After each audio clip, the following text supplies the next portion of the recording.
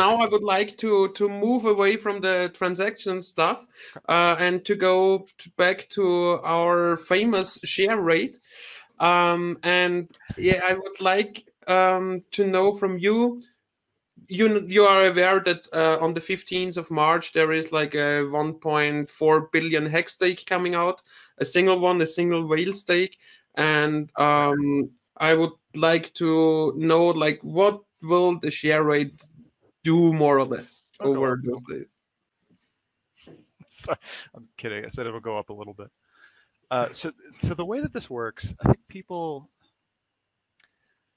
man, honestly, I don't know why this confuses people, and I'm sure the fault is at least partially mine. So there are,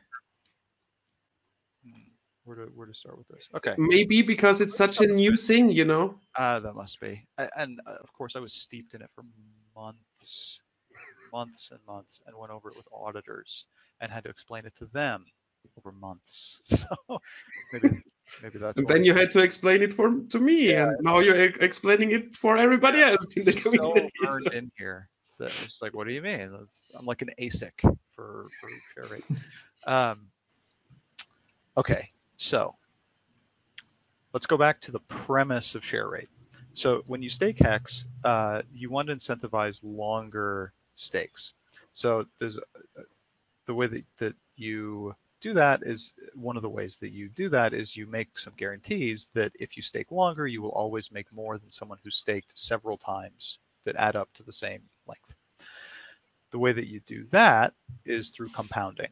This was sort of the chief issue that share rate had to solve, is that if I compound my interest by having short stakes, it doesn't matter if I make less interest, compounding will make up for your larger flat amount, flat interest rate, because I can sort of not cheat, but fake like my interest rate is higher through compounding.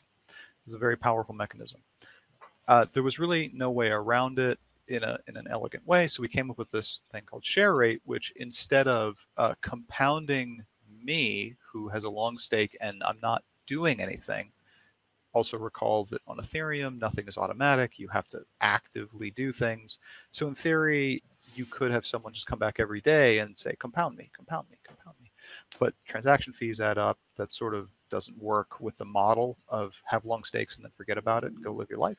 Yep, no middlemen and so on. Yeah. So the other way to do it, instead of having me hit the compound button every day, is to have the price of new shares, meaning the price of interest, goes up. So every time somebody ends their stake, we charge more to get that slice of interest next time. Mm-hmm. And that number that we charge exactly matches what it takes for you to basically redo what you just did. So if you staked for 10 days and you staked 1,000 hex, then whatever you come out with, whether it's 10,000 hex or 1,001 hex, if you stake it for 10 days, the share rate is such that you will repurchase your slice of inflation for the next 10 days. So if you're really lucky and nobody stakes for that 10 days, then you're going to make a ton of interest because you get a big piece of inflation. And you're just doing it 10 days at a time. So when you introduce bonuses, it's actually not that complicated. You just have to apply the bonuses to the calculation. So if you come in for 1,000 for 10 days, and no bonuses, it's just 1,000, you get 1,000 shares, and then you come out with 1,001 hex, then you want to rebuy your 1,000 shares. The price has to move up a little bit so that you only get back in for that 1,000 shares that you just had. When you add bonuses, so I put in 1,000 hex, and let's say I get a 10% bonus for some reason. So now instead of 1,000 hex to 1,000 shares, I get 1,000 hex to 1,100 shares.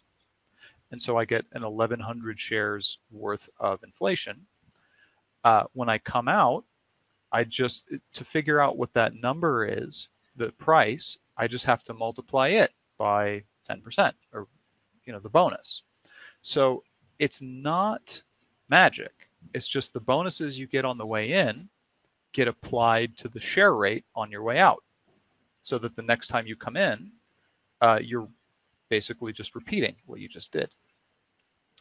And the two bonuses that matter are, because we're out of adoption phase, there are only two bonuses now. There's the longer pays better bonus and bigger pays better. So longer is going to be the same for everybody. So whether it's 1 billion hex or 10 hex, if it was staked from day 1 to March 15th, the bonus is the same, because the bonus is just a multiplier. So the bonus, that's a little over a year, so it's like, we'll call it 25%. 25% bonus on 1 billion is also just a 25% bonus on 10. So whether your bonus was 2.5 in the 10 case or 250 million in the billion case, it's just a percent. So then when you end that stake, we just have to multiply the price by 25%, or an additional 25% in both cases. So if the 10 hex stake ends earlier in the day, so it's going to do the share rate, just multiply by 25%, and you get the same answer for a price that you would for the billion times 25%. That's longer pays better. So longer pays better. It's totally insensitive to size. It will come out exactly the same, whether you're 10 hex or 1 billion hex. Bigger pays better is, I think, what people are thinking of with the billion hex. Now, 1 billion hex has hit the cap. So bigger pays better is a scaling bonus. So the more you have, the more you get. It's actually not 0 because of the way the math works. It's actually like you have to have 40,000 hex to get any bigger pays better bonus in practice. So it starts from 0 and goes up to 10%. So it's an exponential function, right? It's not exponential. It's a square quadratic function. Okay, yeah, quadratic, yeah. Yeah. So if I for folks that, if I have 15 million hex, I get 1% of bigger pays better, and if I have 150 million hex, I get the maximum of 10%. Yeah, that's right. 15 million. So I think that's right. Yeah, I mean, I'm pretty sure, yeah. Yeah. You're right. Yeah, you're right. So yeah, so you get 1%, and the way that folks, it sounds linear, or it sounds like that's just scales. So like 15 million hex to 150 million. No, hex. because like with 30, it's like 2%. With 60, it's 4%, and with 120, it's 8%. That's right. And folks, to get the intuition here, at 15 million, you get 1%, which is 150,000. Yeah, so 150,000 bonus. So that's 1%. At 30 million, you get 30 million, you get 60,000 bonus, right? So you have increased the percent to 2, and you actually get more bonus in raw numbers. So that's what makes it quadratic. So the more you have, your percentage goes up, and a percentage of your bigger number is a bigger bonus. So instead of doubling your bonus, you're actually quadrupling your bonus from 1% to 2%. So it goes up to 10%. Again, if the threshold for 10% were 150 hex instead of 150 million hex, then 10% is 10%. You just multiply the share price by 10% on the way out. So whether it's 1 billion hex, 50 billion hex, or 150 million hex, it might be hard to do those gymnastics, but that's huge differences in the amount of hex that you're end staking, but it's all at the same percentage bonus. So if you have a 10 hex stake and 1 billion hex stake ending on the same day that have been in for the same length of time, if the 10 hex stake ends first, it will set the share rate because it's the longest thus far. It's absorbed all the same penalties and interest by its share. So it has the same ROI as the very, very large stake. But the very, very large stake has this 10% edge. It just has a 10% edge because it's capped out the bigger pays better bonus. So when you're calculating the share price out, it's just 10% higher. So if you quadruple the share rate, I mean, with all the penalties that got absorbed through our FUD cycles, that 100 or 10 hex is likely to have 4x'd at this point. Then the billion hex stake will 4.1x the share rate. I mean, it just doesn't move it as much as I think people's intuition is. Yeah, so speaking about the specific stake, right now we are about 16,700 per T-share or something like that. And my guess is that it will jump around 5% higher, because we know the data. We know that in the beginning there were also done other, not like billion stakes, but 100 million stakes or something like that. And therefore, I think that the spike will be 3%, something like that, maybe over 100 hex per T-share when the day rolls over, but not like 7 to 10%. I guess it's like less than 5%, because we already because there are stakes competing with this stake. Which also have like 3, 4, 5, 8% of bigger pays better bonus in them. Yeah, so I think you're right. I don't know. I'd want to look at the data to come up with a real number, but it won't be more than 10%. Assuming that any stake of the same length ends on that day, or of 2 days less ends on that day, it just doesn't move very much. I mean, I know I've posted this graphic and people have reposted it, that it looks very large across big payday, and then when you zoom out, you see how tiny each little bump is, and over time it makes a huge curve, a huge difference. But any individual action just doesn't have that much impact. The point is that it is an aggregate of many, many small actions over a long period of time.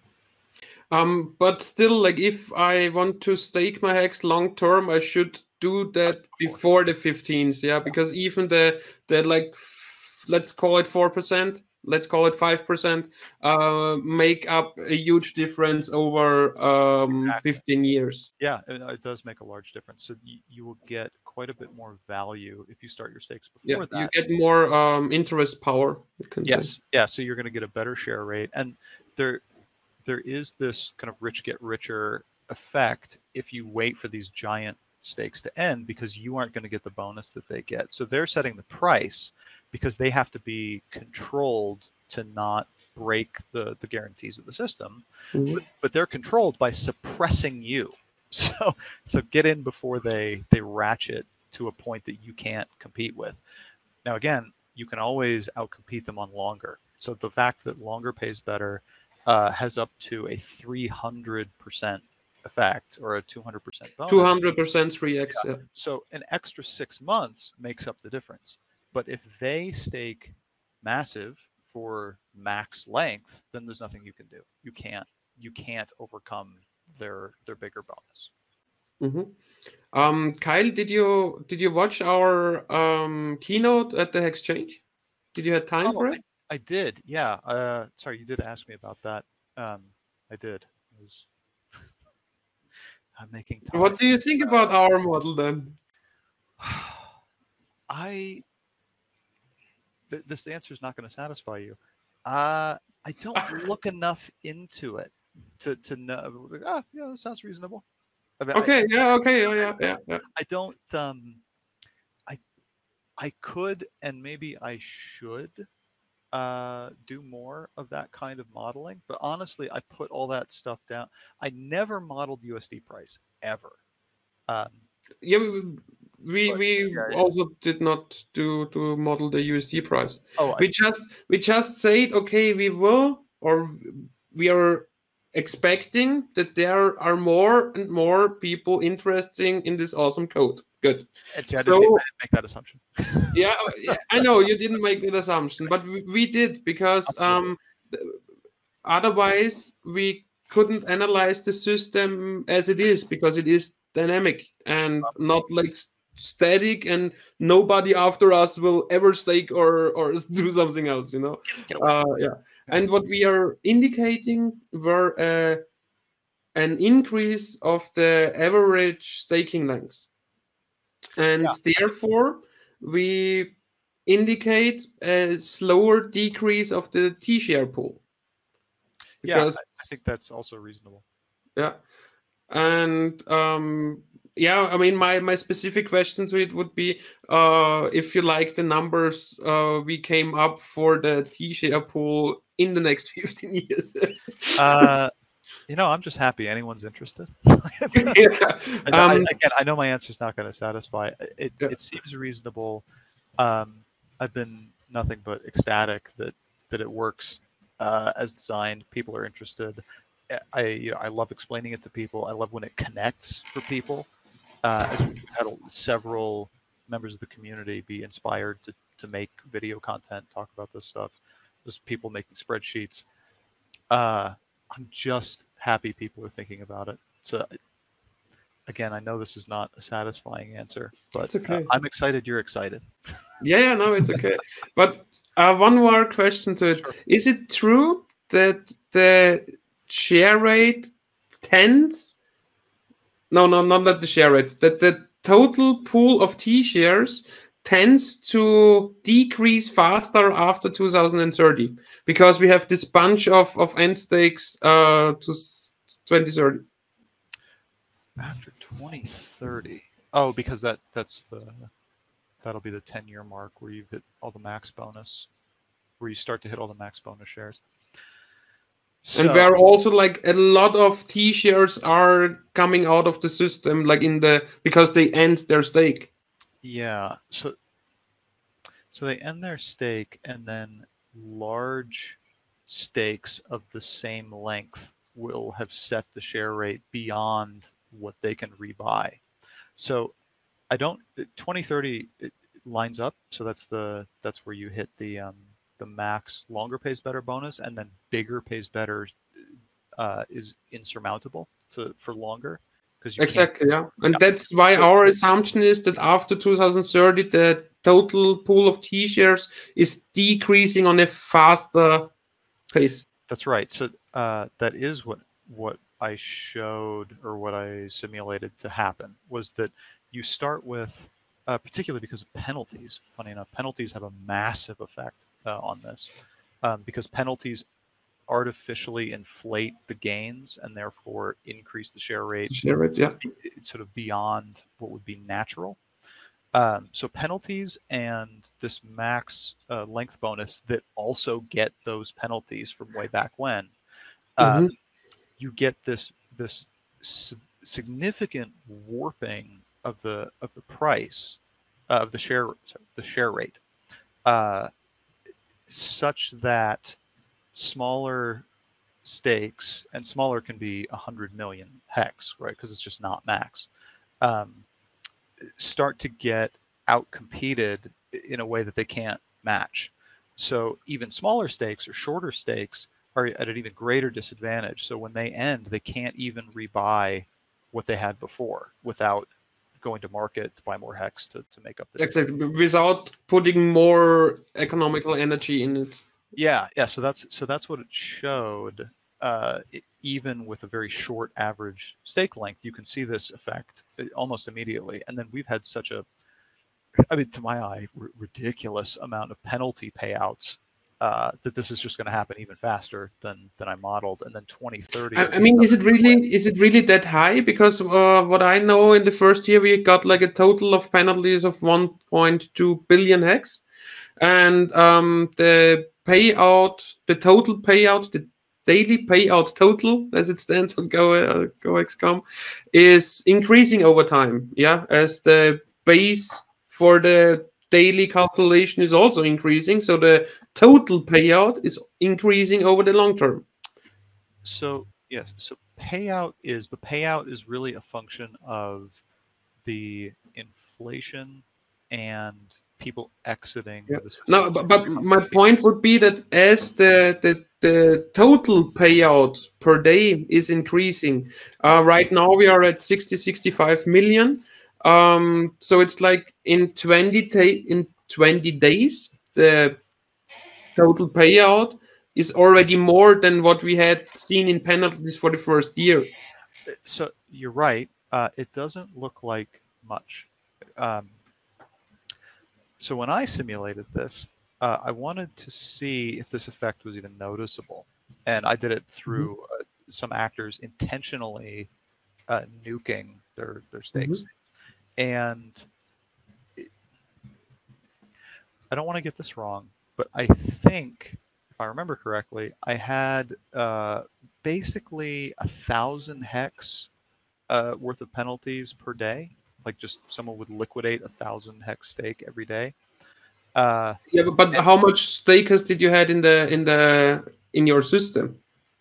let's see, so the stake You know, percentage like really on how is much many higher than people we have. Yeah, are those 1,000 distributed? across quite a few people. So I think I had like this was between 50 and 80% of coins being staked. It was high, so I estimated high. Okay, All yeah, these yeah, things. yeah. But even a little bit of penalty accrued over a year or something, it was noticeable at how much faster the total T shares decreased because people's purchasing power.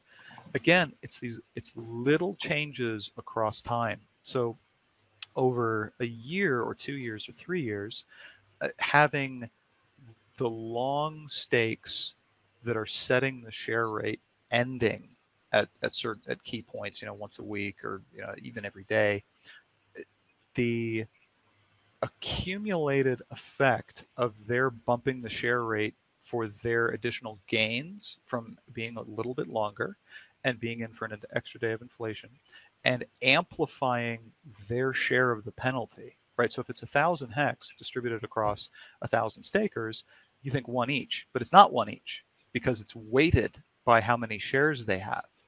So, Uh-huh. so if that 1,000th guy gets half the Mm. penalties because he's in longer than everybody else, then you've actually deferred and accrued larger penalties or larger chunks of those penalty payouts across time. So his ROI is actually much higher than people who are So in it. whale stakes are favored as well when it comes to Because it's penalty. by shares. Because it's by shares. So if I have Yeah, 10, but you know, whale stakes indicate like that they have up to 10% bigger pays better, so they yeah, are like in favor of the penalties as well, like yeah, up to 10%. yep, that's right. And again, you can overcome it with an additional 6 months commitment. You'll match their benefit of So time. it's even so you can say it's even easier in Hex for a whale to just let it be. Yeah, if I were a hex whale, and we have the rankings, and I'm not, but if I were, big long stakes would be the way to go because you're gonna have advantages across time that it can't be matched. I mean, nobody can retroactively get in for penalties that you got, and nobody can beat you if you're at 10 years or more. Mhm. So that's Yeah, I'm that's just asking because there is Wales only in our chat today as well, and you know for his onboarding, so oh, uh, got it. that he knows somewhat like what to recommend. Yeah, no, I And mean, there is yeah, there are features that Matt there are features in the real world that people don't like of the financial system. That if you have money, it's easier to get access to money because you have collateral, essentially. Relationships, you're given opportunities in the U.S., especially in the U.S. They explicitly close many investment opportunities unless you already have money and investments. Um, there are these features that people don't like because it sort of locks out. Uh, it's not what's the word, equitable, or it doesn't feel fair that the little guy doesn't even have the opportunity that the big. yeah, yeah, I know what you mean. Yeah, Yeah, and in Hex, that's marginally true. Yeah, over a lifetime or over 15 years, 3%, 5%, 10% advantages add up. It's not as ridiculous as the real world. So I know we've talked about whales can get a permanent advantage doing certain strategies, but their advantage in the real world is already enormous. So it's very small by comparison in Hex.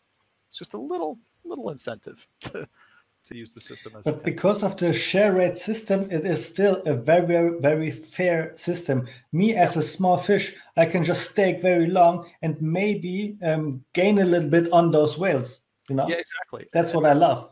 Yeah, and I've made sure to emphasize this because it's important, because it sounds like, how do I ever beat the billion stake guy? Be more patient. It just 6 months more patient.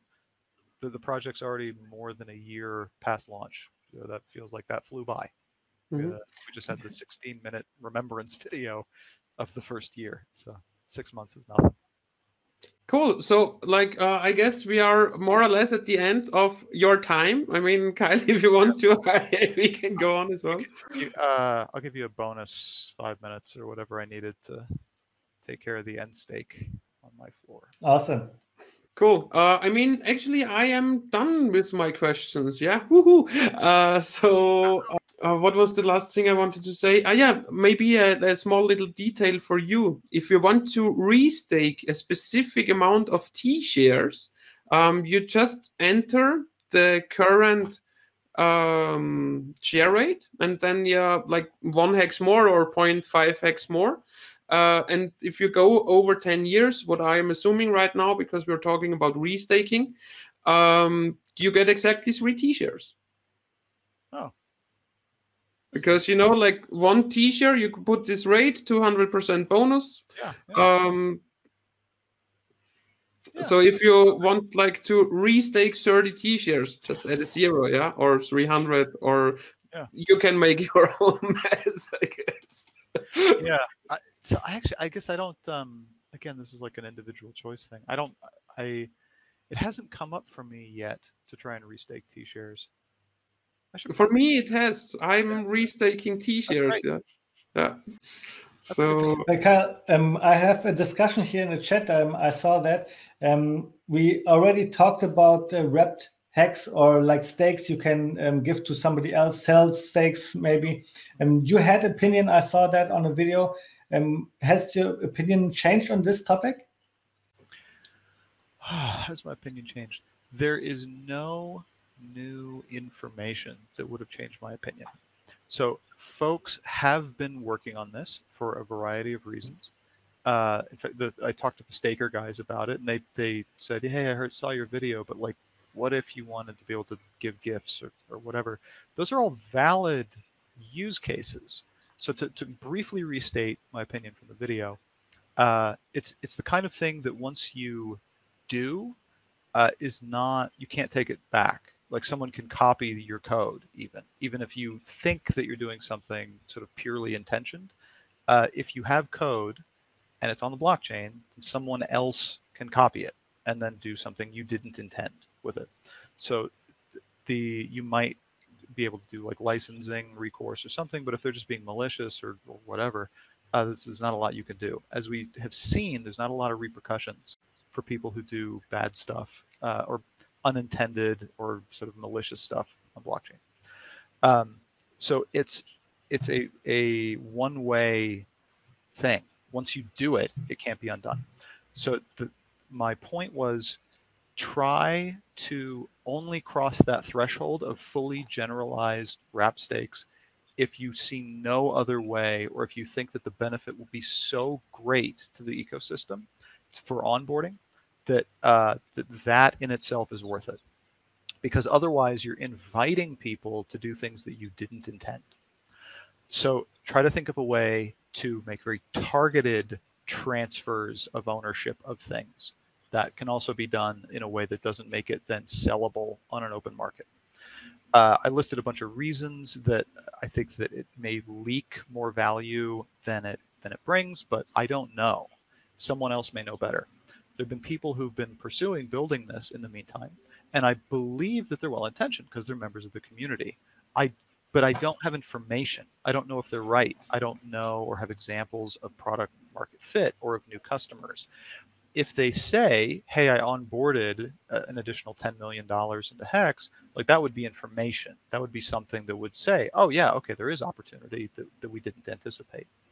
So my opinion remains the same, that it seems like there's a lot of downsides, and maybe there are upsides, and I hope there are upsides. And people, I welcome people to pitch ideas and give evidence that this is a good idea. Yeah, I have like the same opinion as you have. I'm neutral, and I hope that it brings more value to the whole community. I know the people who are working on such a contract right now. I know from them that in few weeks, CoinFabric will audit their contract. And I say to them, yeah, let's wait for the audit, because maybe there are some bugs and you need like half a year more. So yeah. It don't make sense. Doesn't make sense to do something right now, to start promotion like right now or something, because at first we need to take care that the code is 100% perfect as the Hex code as well.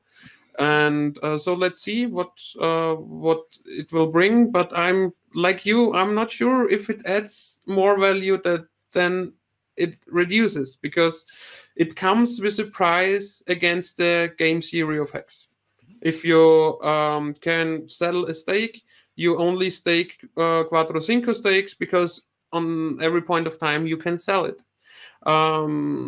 It brings the individual user more gains as well, even if there is some positive game theory around selling it through this contract. But as you said, this contract code can just be copied, and like you, I'm not sure if it adds value or not, because I had some older folks within our community who said, yeah, I would love to do that. Because I don't know how long I am be around, and then I just know I can easily transfer the ownership to my children or grandchildren, and it's fine. Well, and compromised wallets, we've had several examples. It's not that there aren't use cases. I get that there are. It's about trade-offs. Yeah, exactly. Yeah, it's about trade-offs. Yeah, and you said it really good, Kyle. You said other people, if they can do it, they will do it, and then it's not in our hand anyways. But why would we promote it at this point? Why don't we just wait until somebody does it? I think that's a good point. And brings information, brings evidence, and says, "Here's what I brought to the community as a result of this." And then, I mean, as we've shown, we organize well. I mean, for being a loose global collection of people, we're good at collectively endorsing or shunning things.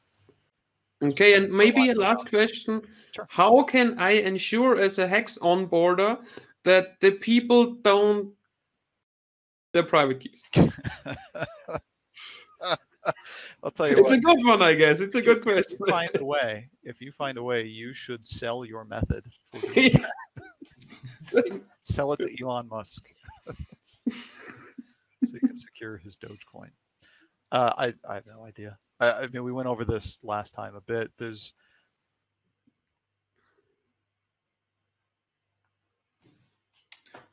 okay. Now I think he lagged out. Right now, no? Yeah. Okay. Maybe so his dog ate the Wi-Fi or something. Yeah. Did you say the dog ate his Wi-Fi? That's a nice thing to frame it. Yeah. So thanks, Kyle. I think. Here he is again. Your question scared me, so I just disconnected. Yeah, no, we saw your dog ate your Wi-Fi connection or something. Yeah, it just took a big bite. And staked on my Wi-Fi. It's an unsolved problem. I mean, I think security. People can't keep their credit card numbers secure, and those are backed by chargeback agreements and stuff. Do you like how StakeApp is going for it with the Gnosis Safe Wallet? Oh, I think that's good. I think they're building on a backbone of audited code. This is I mean, the problem of preserving your private keys and of restoring your access to your funds is a general Ethereum problem. I mean, so this goes back to what I said I liked and feel very bullish on Ethereum as a tech stack, because people are highly motivated to research and develop applications to solve these problems. And once they get solved at the base layer or at the Ethereum layer, then we can co-opt it. I mean, we get the benefit of base layer improvements or solved problems. So when people solve the problem, and I know folks are working on it for like social, what is it, social backups or something, where you social proof? No, it's social consensus. I don't remember the term. Yeah, it's social consensus. Yeah, where you have like those validators, and if you messed up your private key, you come back with your validators and say, "I messed up. Can I please move?" And and then they can jointly approve access or moving funds to a new wallet of your designation. So these are things even Vitalik, I think, has published. Social recovery wallets. Thank you. Thanks to Yeah, even Vitalik is like, hey, could somebody write a script that does this and just give it away so that then 10 different firms can implement it? Like, it's very desirable. And this is, again, more signals that the network of professionals that work on Ethereum is good, is that there is a sort of tacit buy-in to this idea that you would build code, and rather than license it, you would publish it for free to solve an important problem that can then be used in several applications. And you'll get, kudos or a Gitcoin grant or something. I mean, like this, it makes me optimistic, and I'm already kind of an optimistic person. Cool. So, Ellen, I guess the final words up to you. Well, thank you, Kyle, for coming on this stream. You always provide us with so many informations. I saw the chat loved it as well. Oh, so we will love to have you here anytime. So thanks again. And yeah, thanks you both. And on short notice, I appreciate it. This came from just a side conversation on the weekend. Like, I should probably talk to you on video. Yeah, let's do it. When? Okay, here's the time. Here's the link. So thanks for that again, Kyle. So but you offered it. You said, yeah, maybe I explain it at video, or we can do a stream, and then I pushed it. Yeah, and I try to honor my commitments. So. And Kyle, if somebody wants to have more of you, of course you are always in the Telegram chat, but give us some information. Where can we find more of your stuff? Like, you have a Twitter, you have a YouTube. Where do we find you? I don't have this stuff memorized. So my Telegram handle and Twitter handle are the same. That's Rapid Proto Tripe. So it's a pun. I'm not going to spell it. You guys can write it or link to people. Rapid Proto Tripe. Twitter, I actually don't tweet about Hex all that much. I don't really use Twitter, so Telegram's the best place to reach me. I check my messages. I even give scammers the benefit of the doubt for 2 or 3 messages before I block them. So please feel free to message me on Telegram or find me in the chat channels. I like to respond to the scammers, like, look at hex.com, I've done that. They're like, hey, do you buy Bitcoin? No, I don't. I buy Hex, and you should shill this to people also. And I haven't had a scammer then approach me about Hex yet, but when I do, that will be the sign of success. Hey, have you heard about this cool thing? Why, yes, I have. All right, thanks again, guys. I do have to run, though. Yeah, perfect. Thanks a lot, Kyle, and thanks to everybody in the chat. Have a good one. Yeah, thanks. Take care. Bye, Kyle. Thanks a lot. Bye, guys. So, guys, I hope you enjoyed the stream of today. Please don't forget to smash these likes. It helps your bags as well. Subscribe if you haven't subscribed yet. And I hope you have a great rest of the day. Have a great rest of the week. If you need to go through those ugly high fees, if you speak German, please come to the Kryptosparbuch chat. If not, stick to the English-speaking chats. Every time there will be somebody who can explain you, like, when would be a better, or when would be the best time to transact, and like how far down you can put your individual GUI, for example. As you heard from Kai, don't mess with the gas limiting, just with the GUI. And when you want to swap, put higher fees. When you want to stake or unstake, you can work with lower fees. And if the transaction is not done after 24 hours, maybe you put a little bit higher fee, and then you can work your way towards a reasonable amount of fees to stake or to unstake. Alan, anything to add? Now, I have one question maybe. We always ask you about the price in the future, but because today was all about gas fees, what do you think will be the gas fee in like the 1-2 weeks, maybe 1 month? Will it go way higher, or does it stay on this level? Maybe we go back. I'm not sure, because it seems like that we are still in the bull run from the general cryptocurrency market, and if Ethereum does the same as Bitcoin did after reaching its all-time high, it was a 2.1x or a 2x, we would see Ethereum at $3,000 within this month or next month. So if it does the same, history doesn't repeat, but it rhymes. So I'm not really sure if we see fees under 50 GUI soon, like we had it 2 months ago, for example, or 3 months ago. Like in September, October, even November, we had fees under 50 GUI.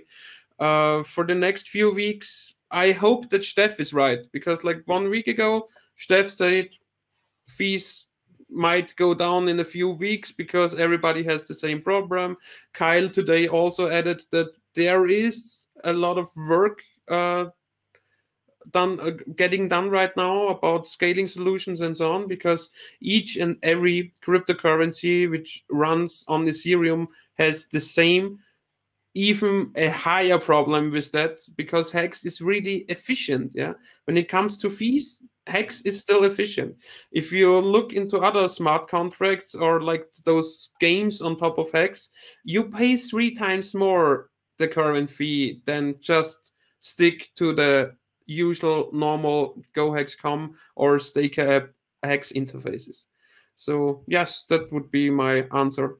I hope so that they will go down in the near future, because I also like to onboard people with lower amounts of money, because I'm thinking those people would need it much more. For sure. And it sucks that you can't do that right now. I think people really, really need Hex just to gain their financial freedom. And I think it's really important for those main people in the world to get into Hex. So guys, if you haven't bought Hex yet, you should do it and stake for really, really long. Thank you for everybody who took some time and watched the show, who is chatting in the chat. I really appreciate all of you guys. And I think we are coming to an end right now. Of course, I'm yeah. saying so bye. All the best for you. Goodbye, guys. Goodbye.